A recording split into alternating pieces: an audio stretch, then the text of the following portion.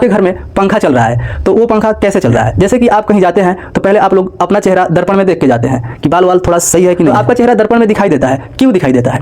तो ये भी फिजिक्स का ही कमाल है। फिजिक्स। हेलो मेरे प्यारे साथियों, कैसे हो आप लोग? उम्मीद करते हैं कि आप लोग बहुत ही मस्त होंगे, ज़बरदस्त होंगे। तो प्यारे साथियों, अगर आप लोगों ने 10th या 12th कर रखा है और आप लोग सोच रहे हैं रेलवे के लिए साइंस की तैयारी करना, तो पहले आपको ये समझना होगा कि रेलवे के कौन से एग्ज़ाम में कितने अंक की साइंस पूछी जाती है।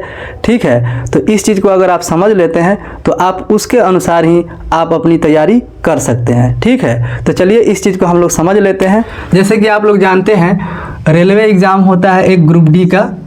तो देखिए ग्रुप डी में जो होता है ना, साइंस के 25 क्वेश्चंस रहते हैं। कितने क्वेश्चन? 25 क्वेश्चन। ठीक है, और इसी तरह से ALP में 20 क्वेश्चन साइंस के रहते हैं। ठीक है, इसी तरह से JEE में 30 क्वेश्चन साइंस के रहते हैं। ठीक है, इसी तरह से टेक्नीशियन में 40 क्वेश्चन साइंस के रहते हैं। ठीक है ना, तो ये साइंस के इतने सारे क्वेश्चंस पूछे जाते हैं रेलवे के इन एग्ज़ाम्स में। ठीक है, अगर आप लोग साइंस की तैयारी करना चाहते हैं तो आप लोग हमारे चैनल से जुड़ सकते हैं। ठीक है, देखिए जनरल साइंस को हम लोग किस तरह से पढ़ेंगे।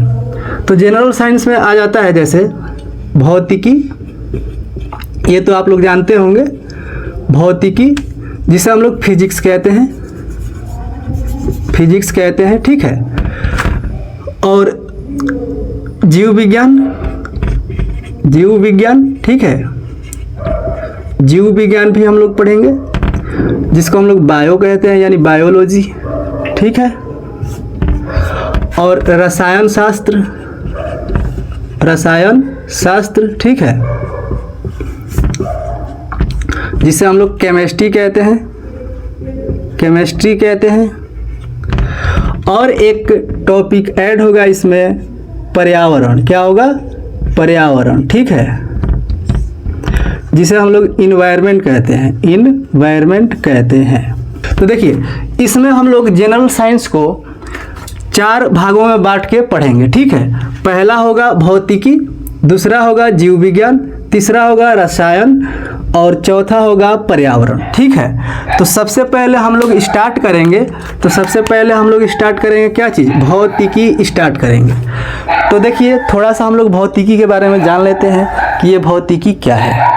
ठीक है, देखिए जैसे मान लीजिए हम इस पेन को इस तरह से फेंकेंगे तो पेन क्या होगा? थोड़ी देर के लिए ऊपर जाएगा, फिर कहाँ चला आएगा? नीचे चला आएगा। ठीक है, यानी धरती पे गिर पड़ेगा।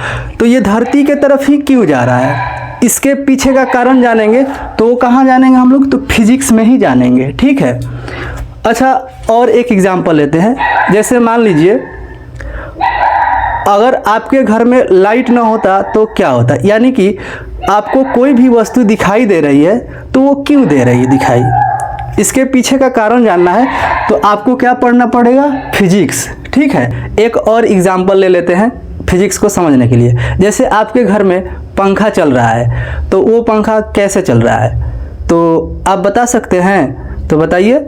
नहीं बता सकते हैं तो देखिए सुनिए, पंखा चल रहा है विद्युत ऊर्जा की वजह से। ठीक है, तो यही क्या होता है? फिजिक्स होता है। एक और एग्जांपल ले लेते हैं। जैसे कि आप कहीं जाते हैं तो पहले आप लोग अपना चेहरा दर्पण में देख के जाते हैं कि बाल वाल थोड़ा सही है कि नहीं है। ठीक है, तो आप लोग ये देख के जाते हैं तो आपका चेहरा दर्पण में दिखाई देता है, क्यों दिखाई देता है?